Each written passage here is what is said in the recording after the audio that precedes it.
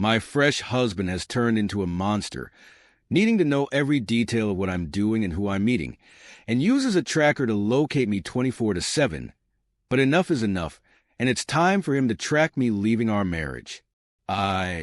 29 feet, met my husband Alec, 29M, in college during our freshman year.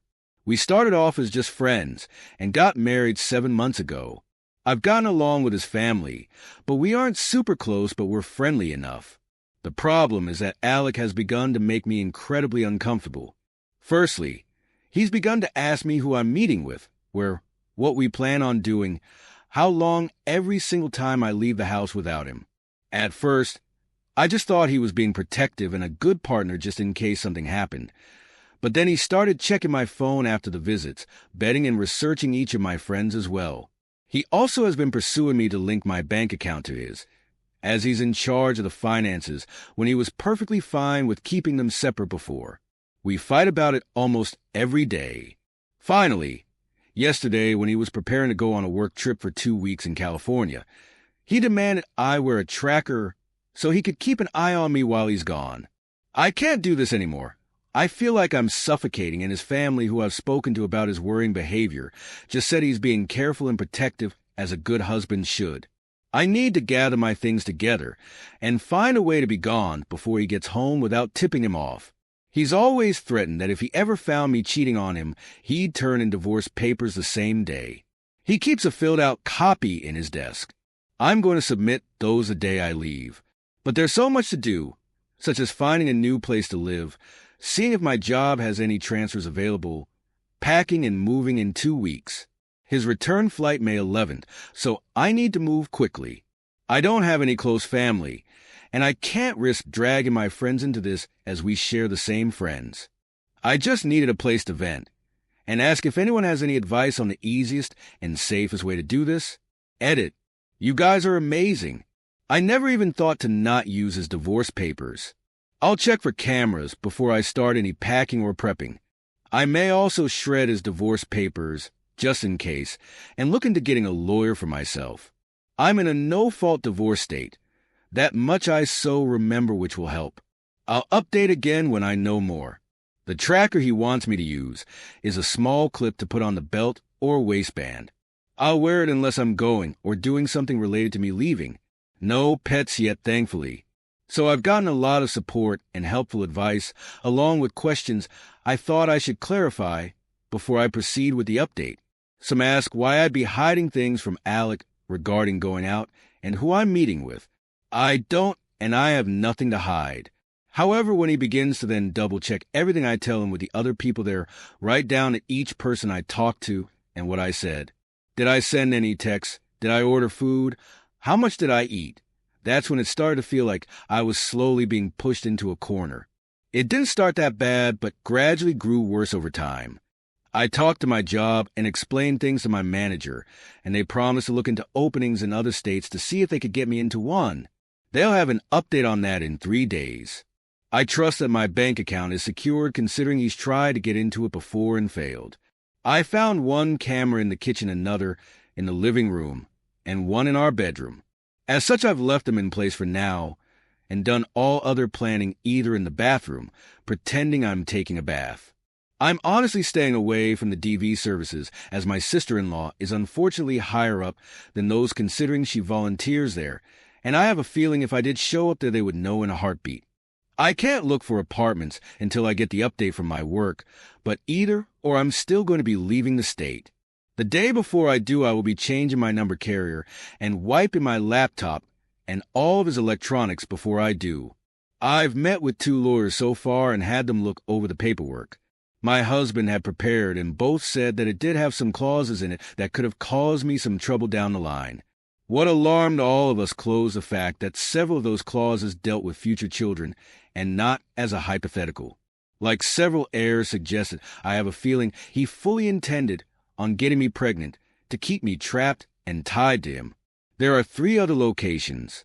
My job could send me 2.5. As a precaution, I have started looking into all 3 cities and housing in the areas, just in case one of those is the one they send me to. Even if they don't have an opening that they can push me into, then I will just have to quit move and figure things out on my own. I have enough money to live and survive for a few months until I can pick up another job. Unfortunately, all of our friends are mutuals and would likely be unaware of the consequences of saying or sharing anything I do or say with my husband. I don't have any surviving close family, and obviously my in-laws are not a good resource to rely on. I am on my own, unfortunately, other than the wonderful bonds I've begun to make here. I will update again if I get more information or something else happens. Otherwise, I'll update when my work gets back to me. I do plan on leaving before he returns, though, just to make sure that I'm not anywhere near here at that time. Update 2. Good news. My work has an opening I qualify for that will not only shift me across the country, but also comes with a salary increase as well. I've started telling my in-laws and friends that I'm planning a surprise outing for when my husband gets back for just the two of us. This way people don't give me odd looks if they see me out and about. I've even gone as far as asking my mother-in-law to show me his favorite recipes. Meanwhile, I found a moving company that, while small, is willing to work in a storm. The reason is in 5 days we're supposed to get hit with a large storm front. I plan to shut off the breaker and say we lost power if he asks, just as several people here suggested, and even send him a short clip of the storm. I will have all of my stuff moved that afternoon, and I'll be flying out once the weather is cleared enough to do so. I have a lawyer who will push my divorce through, and I filled out the necessary paperwork so that I don't have to be here for it. I'm not suing for assets or alimony, and I've shredded his divorce papers as well.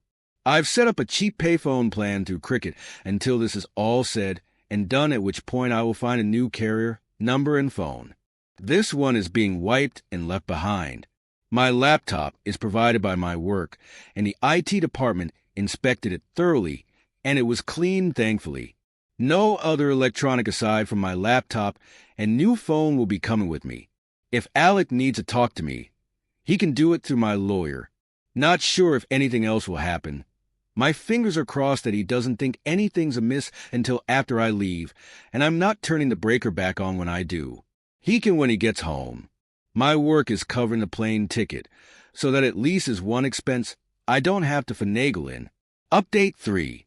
It's been a busy week, but I've gotten so much done. Firstly, I am now out of the house and currently in a hotel while I look for an apartment. It's a big city, bustling with people no matter where you look. We had a pretty bad storm system hit back home that actually lasted 2 days. High winds, thunder, lightning, and even hail everywhere. I didn't take much from the house, my documents, clothes, and important sentimental items. I left all of the furniture and electronics behind. I cleaned the house top to bottom and took pictures on my phone, so he couldn't claim I damaged anything when I left. My lawyer has already started divorce proceedings, and my husband will be served shortly. His plane is due to land early morning, and the sheriff will be there at the house waiting for him. He is very much about public appearances and reputation. My lawyer will be calling him as well to inform him that I am more than willing to air out everything to the public about his actions if it means securing my freedom from him. I will go to court as long as I must to get this pushed through. I haven't told our friends or his in-laws yet. I will do that while he is on the flight to prevent him from getting wind of it before he's handed the divorce papers. I will be calling around and explaining why we're getting divorced, to try and prevent him from twisting this into somehow being my fault. I don't want him trying to claim I had an affair or something, so I want to get the truth out before he can twist this. I'm doing okay. I'm tired, but yet I feel almost jittery and off-kilter. I'm really ready to move on. I keep looking over my shoulder and monitoring what I say even when I don't really need to anymore. Hopefully that will fade soon. My work is covering the cost of the hotel, and I'm working on getting my other things in order. I also need to find a new GP as I want to get a full test just to make sure everything is okay. I don't know if there will be another update, to be honest. I will try to keep my head up, but it feels like I'm in a whirlwind or something with so many things to do and think about. I kind of thought it would be easier once I got out of the house, but while the fear is smaller, somehow the number of tasks only seems to have grown.